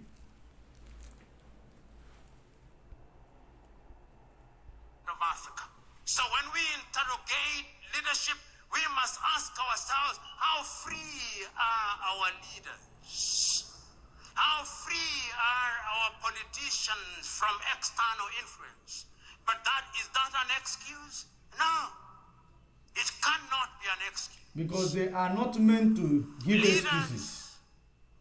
in a multi-ethnic environment must also be different. You know, Nigeria, Okay. as Chinua rightly said, like all African countries, is an artificial entity. Yes. Chinua says in his book, The Trouble with Nigeria, that there is nothing comparable to how the European nations were created. There is no Nigerian, Chinua Achebe says, in the same way as there is a Danish or a Swedish or a Norwegian. Nigeria is a unique state with many states. The same is true of Kenya. The same is true of Ghana. Nigeria possibly has over 500 nations within her. Tanzania. Over 500 nations within her. They said Nigeria is artificial nation. What do you mean by artificial nation? It is a man-made, white man from Europe made. That is Nigeria. You know, that is Nigeria. So that is the reason why Nigeria will never win, because those who created it never created it to win. That is the reason why you must actually revolt against that creation. What makes where you are calling your place artificial? And he went ahead and said, there is multiple nations that is in Nigeria. Multiple nations. That is the reason why you have more than many languages in Nigeria. But let us continue. We finalize it and we go to Hope Uzodi. Has over 500 nations within her. Tanzania 136. The Democratic Republic of Congo 306. Kenya 42. Uganda 56. In order to be a leader in such countries, those who have the honor and privilege must be men and women who are prepared to ensure that they weld the bonds amongst those people. As Samora Moises Machel said, if the post-colonial African country is to succeed, the tribe must die. And the tribe must die because if the tribe does not die, then the new nation will never thrive. Okay. If the post-colonial Africa must succeed, the tribe must die. And this tribe must die is what I am going to actually break down to you for you to understand the tribe must die. If you want to build an Africa, you must have one system of, not multicultural. The tribe must die. All these things they call your diversity is your power. It is not your power anyways. Just like I will always remind you, your diversity can never be your strength. It is your failure. It is your downfall. Because diversity simply means your ethnicity differences, your tribal differences. That is your diversity. So the tribe must die. So diversity must die. And they were telling you that it is your greatness, that this thing that is supposed to die happens to be your greatness, happens to be your all and all. Are you listening? Because when we speak here as African decolonization activists, you will understand the reason why we are always under attack. Because we don't rub our words lotion. We won't miss our words. Whenever we preach, we speak it the way it is, regardless of who is getting hurt. Because our people must be free from this mimicry system of leadership and the system that is destroying them and depriving them of their rights. Our people must be free from it. That is exactly what we are trying to achieve. So the tribe must die. What is that tribe that must die? Multiculturalism. It must die. Multiculturalism. It must die. Let f00lani go their way. Let Hausa go their way. Yeah, let Yoruba go their way. Let Biafrans go their way. Then they govern themselves. Those who want to be with themselves, they can be with themselves. There is no problem. We are not against those who understand each other. As long as you understand each other, be together with each other, so that you will be able to speak the same language, in the global stage, in the world business, stage, in the world market. You will speak one language, and it will favor the country economically and transition you into the fourth industrial revolution, which has taken over everything. That now, very soon, you will be lagging behind. Robotic systems will take over your lives without you actually being involved in it. That is exactly what you need to. How do you promote innovation? How can you promote innovation when your tribal is still alive? Your ethnicity differences, when your tribalistic is the order of the day. How can you promote it? Who will be the one to make a decision? Which tradition are we going to gazette? Which one are we going to leave behind? Because you can never succeed in multiple of them gazetted. It's either you have, this is a Yoruba nation, or this is a f00lani nation, Islamic nation, or this is a Christian nation. One is the only one that will thrive. Or you say that this is a Jew nation, not Jewish, because there is difference between Jewish and Jew nation. So if you want to say this is it, which one are we going to choose? The answer is no one will accept, because Hausa will tell you that you are an infidel. Christian will tell you that if you don't believe in Jesus Christ, you will lose your soul. You are a devil. So how do you think that, I want you to be very objective in this thing, because in your own thoughts, be objective and ask yourself, how do you think that you are going to win in this game of tribal differences? Which other tribe is actually practicing feudalism? And this feudalism will never allow them to allow you to, to get you into the system, to make use of the system, because the system that they will get you into, they call it their own system. They call it their own power. They call it their own everything. So how will it help you to come in? The answer is there is no way. So what is the solution to these challenges we are facing? The solution to these challenges we are facing, it is actually, divide Nigeria. Let all these nations, more than these nations that have been mentioned, they have their differences. They have ethnicity differences. They have their cultural differences. They have their religious differences. They have their tribal differences. So they have many things that actually make them separated. So how then are we going to thrive? Let's finalize Lumumba. Then we go to how. If the post-colonial African country is to succeed, the tribe must die. And the tribe must die because if the tribe does not die, then the new nation will never thrive. Of course. And I did not understand Samora Moises Machel to say that he should stop being a Yoruba. No. I did not understand him to say that he should stop being a thief or to stop being an Igbo or Hausa or a Fulani. No.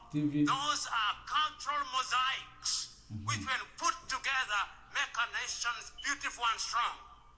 But what do we do in most of Africa? We use those cultural differences to divide the people. We use those cultural differences to reinforce centrifugal forces and therefore threaten the very nation which we want to serve. Did you hear that? We use it just like the Fulani is using it to divide Nigeria. Because this is a natural stuff that can never ever allow you to work. It will never thrive. If you continue to use these things, you using it to divide this nation, it will never ever work. The only way it is going to work is for you to go your way. So that this, everything he said here is embedded in multicultural society. That is where he embedded his words. But, pardon me to say, he is also, speaking in figuratives. That is the reason why it takes a person that is very brilliant to understand and actually analyze these figuratives. Because he is not actually speaking, straight, so that he does not offend the ignorant set of people who will not understand what is going on. That is exactly the reason why it is like this. Stop calling me, please. I'm not taking a call. Let us continue. Centrifugal forces and therefore threaten the very nation which we want to serve. I am telling all of us who are present here, and many of you who are present in this assembly, who are honored and respected and claims that you have a duty to ensure that you are in front in order to serve and not to be served. But ladies and gentlemen, let us also ask ourselves about followership. As a young student, and many of us who are young students, it was the culture when you are in your first year of studies that you must be a revolutionary. And a revolutionary in the style of Karl Marx. And therefore you would say, workers of the world, unite. You have nothing to lose but your chains. All of us were revolutionaries. And we used to say then that the safety of the bourgeois demands that the proletariat be kept in the most profound ignorance. We were revolutionaries. Who is a leader? Is he a leader who allows meta-ignorance to reign supreme amongst the people he or she is leading? Is it the duty of a leader to ensure that he leads men and women who are enlightened? Men and women who can question what he or she is doing? I'm suggesting to us that true and sustainable leadership also requires that you have a followership that is enlightened. A followership that calls you to account. A followership that is going to make demands of you.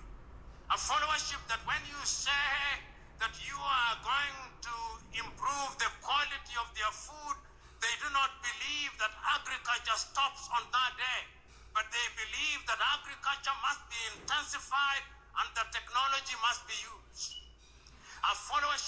knows that when you say you are going to deliver heaven on earth, they know that that is merely an advertisement that you are incapable of delivering heaven on earth.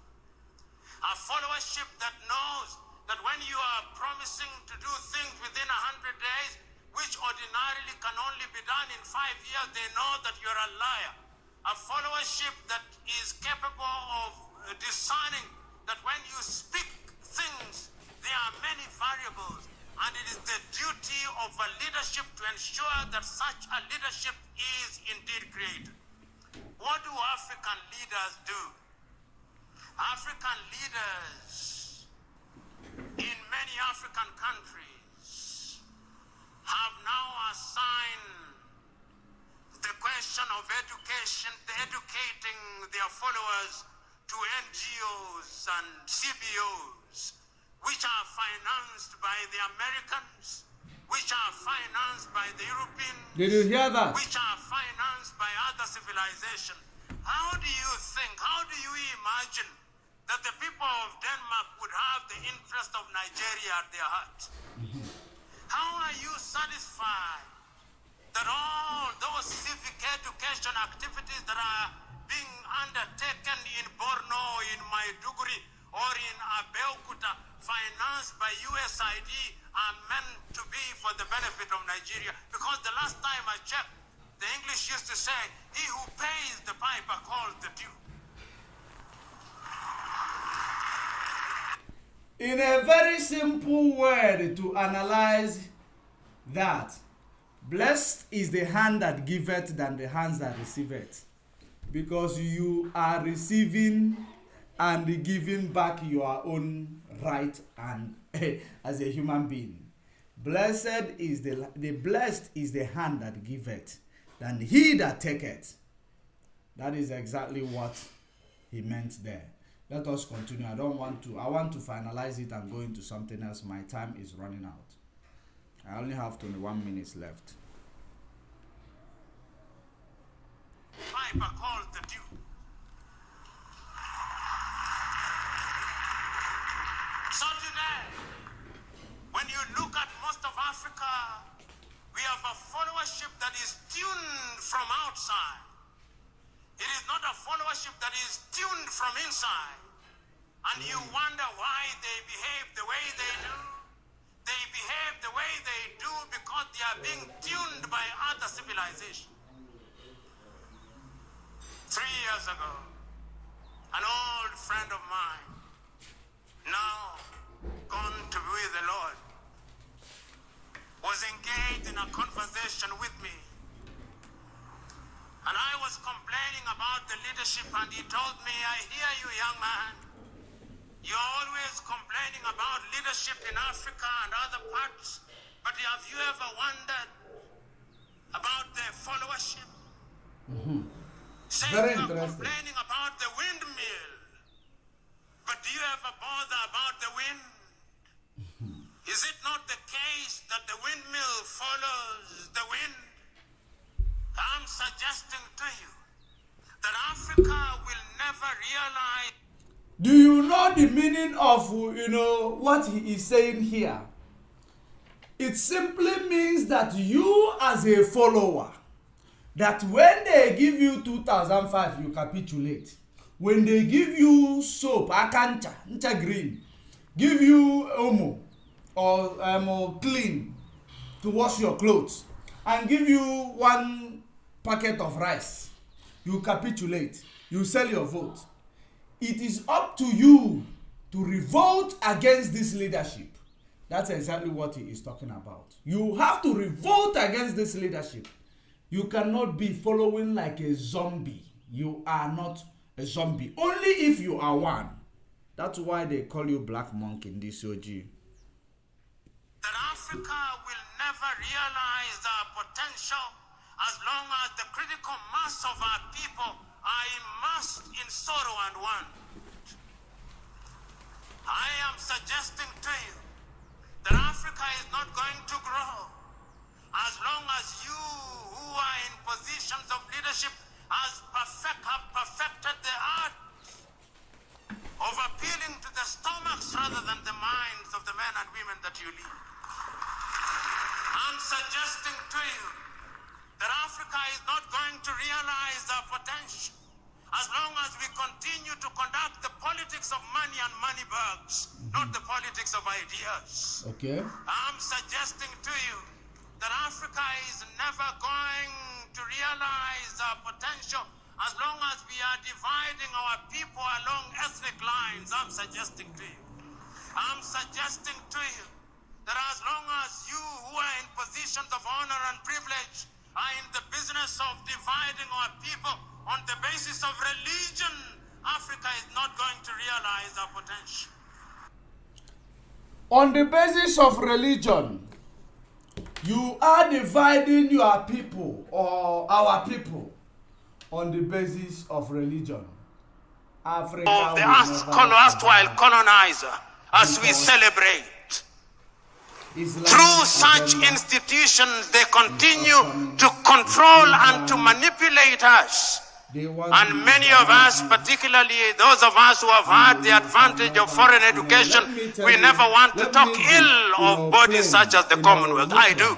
In this, explaining this in a manner that you will understand it. And it's not only the British who did Give it it, to you.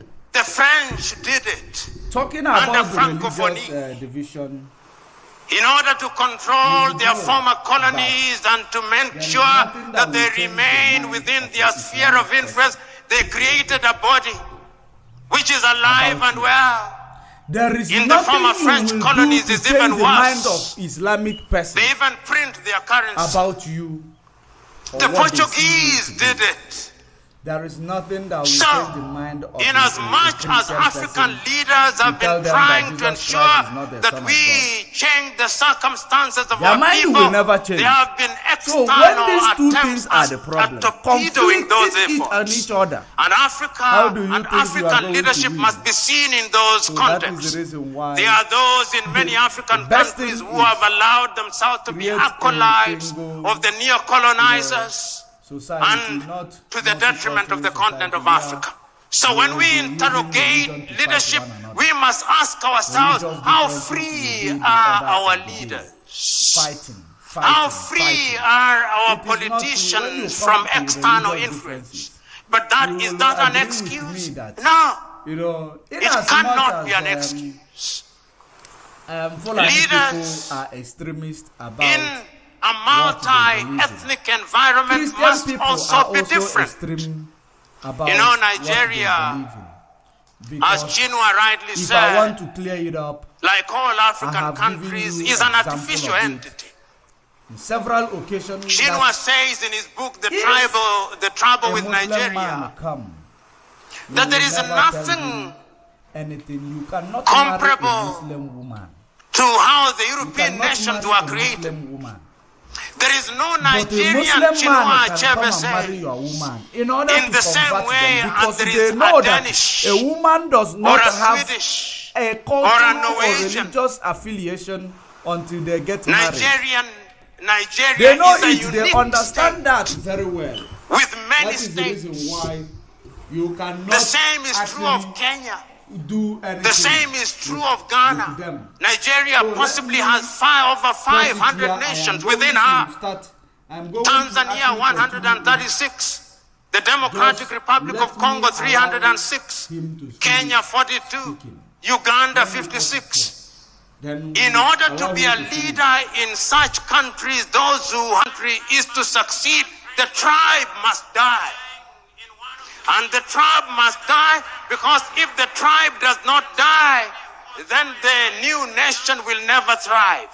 And I did not understand Samora Moises Machel to say that he should stop being a Yoruba. No. I did not understand to say that him to say that he should stop being a thief or to stop being an Igbo or Hausa or a Fulani. No. Those are cultural mosaics which when put together make a nation beautiful and strong. But what do we do in most of Africa? We use those cultural differences to divide the people. We use those cultural differences to reinforce centrifugal forces and therefore threaten the very nation which we want to serve.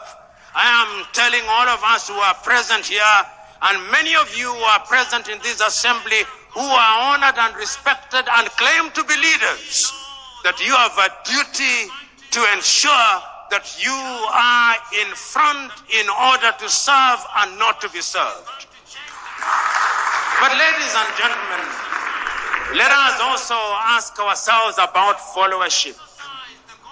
You know, as a young student, and many of us who are young students, it was the culture when you are in your first year of studies that you must be a revolutionary. And a revolutionary in the style of Karl Marx. And therefore you would say, workers of the world, unite. You have nothing to lose but your chains. All of us were revolutionaries. And we used to say then that the safety of the bourgeois demands that the proletariat be kept in the most profound ignorance. We were revolutionaries. Who is a leader? Is he a leader who allows meta-ignorance to reign supreme amongst the people he or she is leading? Is it the duty of a leader to ensure that he leads men and women who are enlightened? Men and women who can question what he or she is doing? I'm suggesting to us that true and sustainable leadership also requires that you have a followership that is enlightened. A followership that calls you to account. A followership that is going to make demands of you. A followership that when you say that you are going to improve the quality of their food, they do not believe that agriculture stops on that day, but they believe that agriculture must be intensified and the technology must be used. A followership which knows that when you say you are going to deliver heaven on earth, they know that that is merely an advertisement that you are incapable of delivering heaven on earth. A followership that knows that when you are promising to do things within 100 days, which ordinarily can only be done in 5 years, they know that you are a liar. A followership that is capable of discerning that when you speak things, there are many variables. And it is the duty of a leadership to ensure that such a leadership is indeed created. What do African leaders do? African leaders in many African countries have now assigned the question of education, educating their followers to NGOs and CBOs, which are financed by the Americans, which are financed by the Europeans, which are financed by other civilizations. How do you think, how do you imagine that the people of Denmark would have the interest of Nigeria at their heart? How are you satisfied that all those civic education activities that are being undertaken in Borno, in Maiduguri, or in Abeokuta, financed by USAID, are meant to be for the benefit of Nigeria? Because the last time I checked, the English used to say, he who pays the piper calls the due.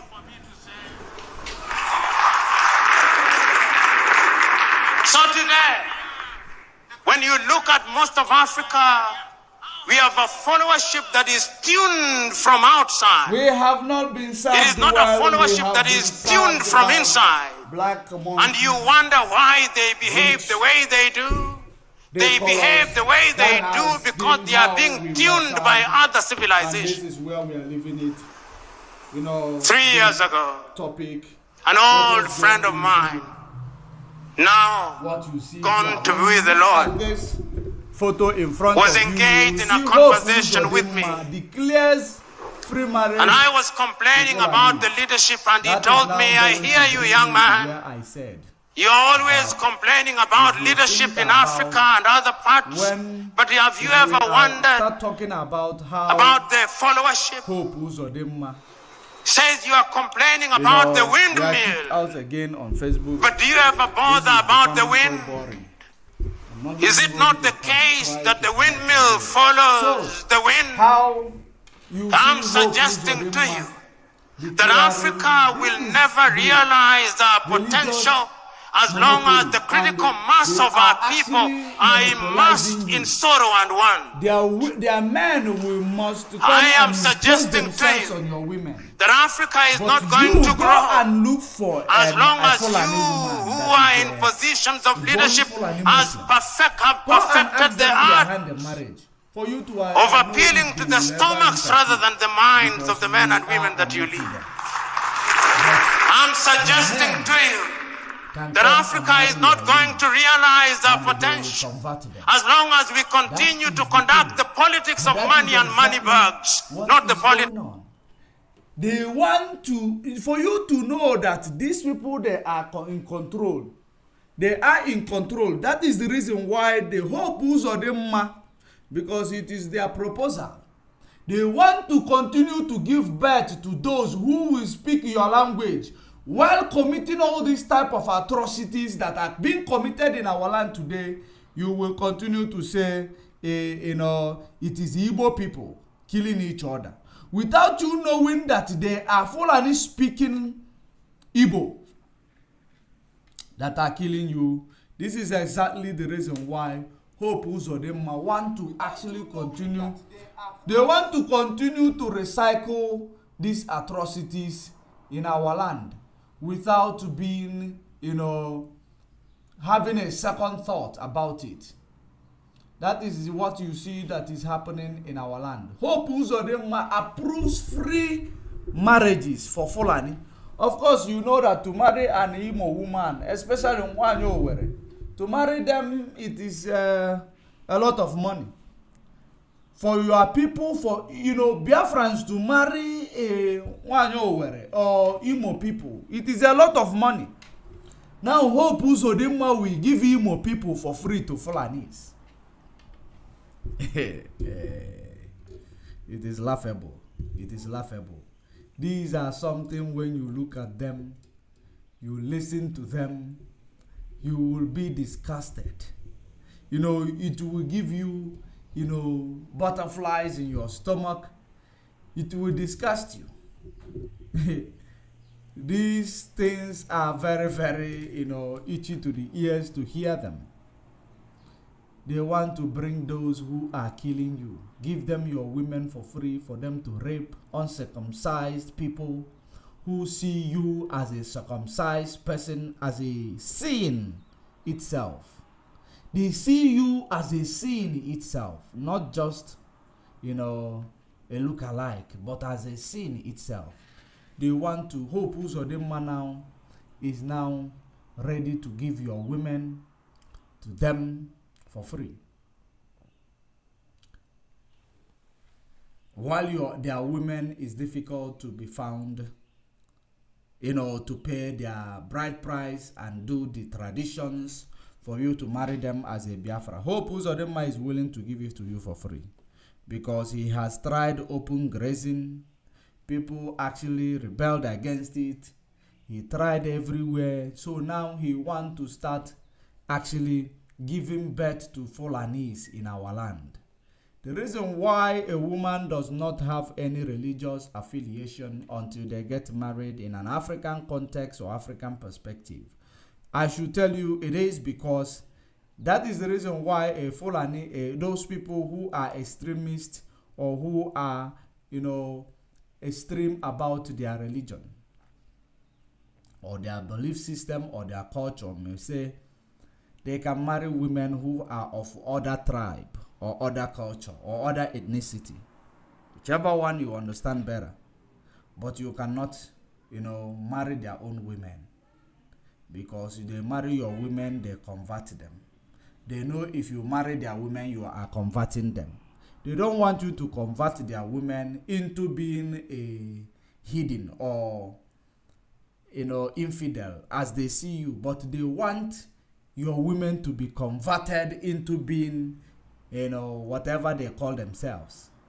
Are you now seeing the marginalization? Are you now seeing the irony? Are you now seeing what it takes to keep Nigeria one? Are you now seeing them? Are you now seeing the reason why you should never agree to be one Nigeria? Because you will be the one that is paying for one Nigeria. You will be the one that is paying for one Nigeria. You look at Buhari's daughter.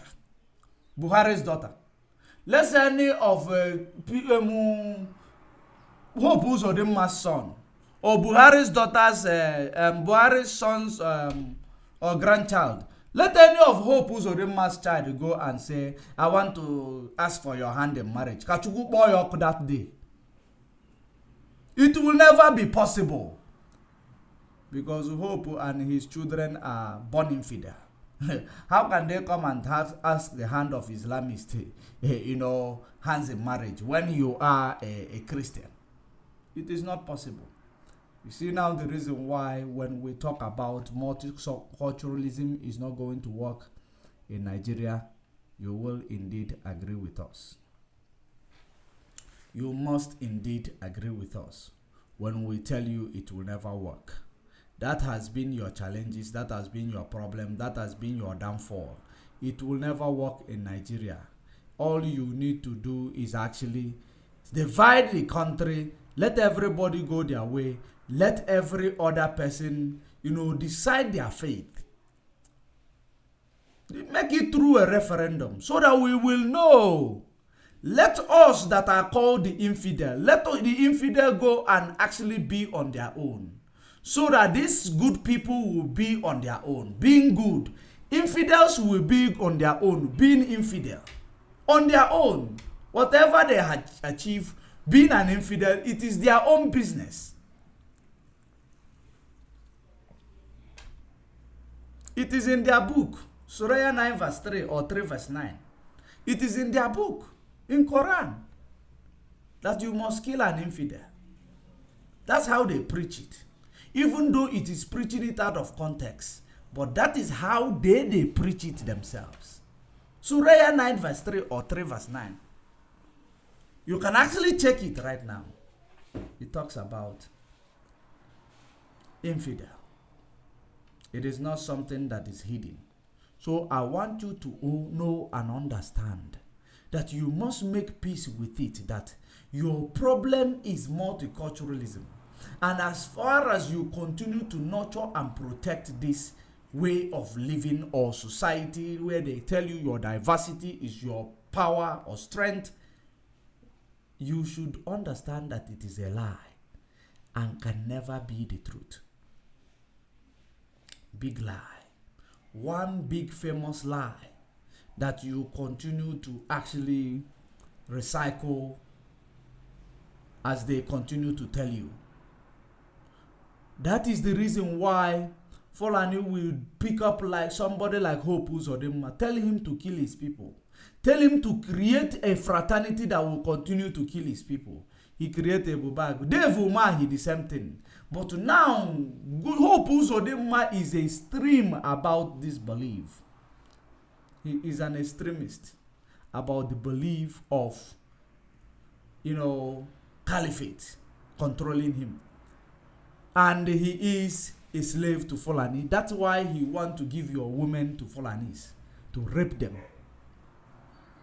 If you immorite or immolite, if you continue to accept this rubbish and not call for the removal of that person in that office where you elected him to be, you did not elect him, but you can pretend as if you elect him since they claim they practice democracy and remove him from that office. He is an infidel. Remove him from there because they claim you are in democratic dispensation. Prove to the world that you are indeed, whether you are, in democracy or it is you are in what is called artificial democracy. You can make it happen. You can make people find out. My time is exhausted. There is something I want to show you before we call it a day. Because Hope Uzodinma, he has chosen to actually make sure that he starts reproducing Fulanis in our land. He wants to start reproducing Fulanis. Hope Uzodinma is reprobates. And he wants to bring his fellow reprobates in our land, hand over our women to them for free, it means that he is actually undermining your good norms and value system. Aren't you, have you asked yourself, is Hope Uzodinma not a victim or a product of, Fulani, during the time Fulani was actually invading you during Biafra war? Are you sure Hope Uzodinma is not a product of those rapes that happened that time? It is a conspiracy theory. That is what I am bringing now. Are you sure he is not part of it? And that's why I am putting up this disclaimer.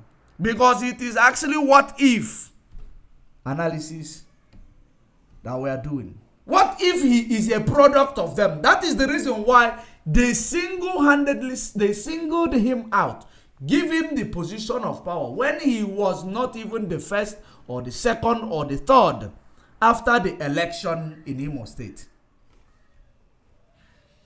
He was given the power. And now he is giving your women to Fulani so that they will produce those his fellow reprobates.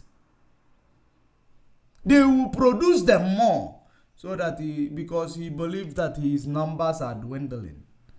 The numbers of those reprobates in our lands, they are dwindling. That is the reason why he wants to actually make them to come back alive.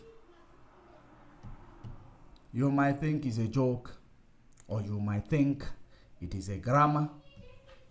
That is a reality. Now let us go to see what Ugwuanyi of Enugu State. What Ugwuanyi of Enugu State, the people that visited him yesterday or today, let us actually see what they brought with them. Whether they brought something that is going to be beneficial to you or not. This is the, they call it #road diplomacy. C.G. Stevens paid a courtesy visit to Governor Ugwuanyi of Enugu State. They discussed a broad issue of U.S.-Nigeria bilateral relationship and the need for all Nigerians to work together to ensure the 2023 general election is peaceful and transparent and credible. This is what this man came to hope, Ugwuanyi of Enugu State. When you know that Enugu State people, they have suffered as a result, recently, they suffered as a result of Fulani invasion of Enugu Ezike, and so many of them were massacred. What did you do? Did you actually try to come and start with or in solidarity with them? No. What they are coming to do is to tell you, make sure that this politics 2023, that is, they are selecting somebody who will be the management. They are actually trying to select a new management to their franchise called Nigeria. That is the reason why every crunch and corner coming from the USA, coming from Catriona Lang, all of them are coming to say that they want to have make sure there is a credible election, because they know that once they actually know that for them to lose their franchise, it is when Fulani do what they are planning that it will make them lose their franchise. When Fulani invade you and introduce Islamic nation or state, that is exactly when it becomes the end of their, franchise, because they know that every other person will now start realizing what IPOB has been preaching. That is the reason why they want you to continue to walk in that direction that will give them right to continue have you as their franchise. So whenever they want to choose a new management for this their franchise, they must make sure they come to convince you that it is a credible election. It must be credible election, whether it is going to be or not. They want to sell that narrative so that you will buy it and continue to make sure that you walk in the path of letting them to sell you or to, work on you as their franchise. That is exactly what is going on. They came to Enugu State to tell Ugwuanyi, we understand you need to work together so that you make sure you support to have credible election in Nigeria. That is the only thing they are interested in. They are not interested in people who are dying every day. A Niger State Reverend Father or whatever was burnt to death. They didn't talk about it. They are talking about credible election to select the management of their franchise called Nigeria. When we, the most important thing you need to understand in this thing that you are facing called Nigeria, it is about time. It is about time that you understand that the interference of these people is the reason why you will never get it right. And the only thing that will hinder that interference is the vision of that thing they created. Because their creation is what they are making sure they nurture. When they created you, you pray to them for them to give you a better life. You pray to them for them to give you aid you when the people that are managing you are killing you or destabilizing you or impoverishing you. You have to pray to them for them to come to your aid, because you are a product of their creation. God created human. When you want to pray for good life, you call on God. British created Nigeria. When you want to pray for good life, you call on British. This is how it is. You actually, your creation is your supplication.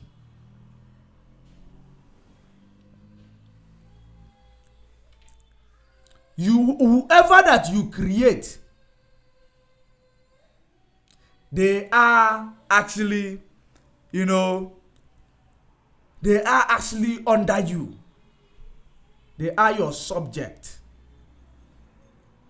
That is the reason why when you introduce anything, if you go to Toyota, if you go to BMW or Mercedes, and you introduce or you bring an innovation or initiative or a design on how to build a new C-Class, or you tell them this is the type of C-Class you want to buy, and they see the design, they see that your creation, they see that how you modernize it, and they actually build it for you, and somebody else see it, they want to buy it, they must go through you to design it for that person, because it is your own creation. So therefore they have to pray to you in order.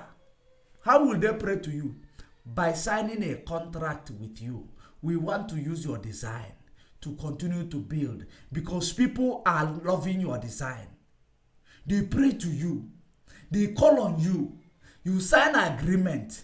Without you signing it, they will never achieve it, because it is your own creation. They have to pray to you. If you answer the prayer, then it means that they will continue the manufacturing of such your creation. That is the way the world will evolve. That is how the world is run. For those of you who are thinking that, prayer is all about, is based on praying to God only. No. Prayer is not locked in praying to God. You pray to human. When you beg for food, you are praying for food. When you actually, you see these people who created Nigeria. When you want Nigeria to be, you feel Nigeria is not a good nation, you pray to them for them to make it a better nation. But of course, they will not answer such prayers, because they created it for them to benefit while you continue to die, while they are benefiting, using your blood as a sacrifice. Of course, money ritual. They use you individuals of Nigeria as money ritual, as the ritual, the sacrificial lamb while they continue to water their land that is already green, with using your blood as a manure. They use your blood as a manure to water the ground. So, in this regard, it is now up to you to decide on which way to follow, because I and my family, we follow the God of Israel, the true God of Abraham, Isaac, and Jacob. I and my family, we go for, that God who created heaven and earth. I and my family are going to embrace Biafra as a nation. So it is up to you to decide where do you want to belong. Until we meet again, stay safe, stay informed. Bye for now.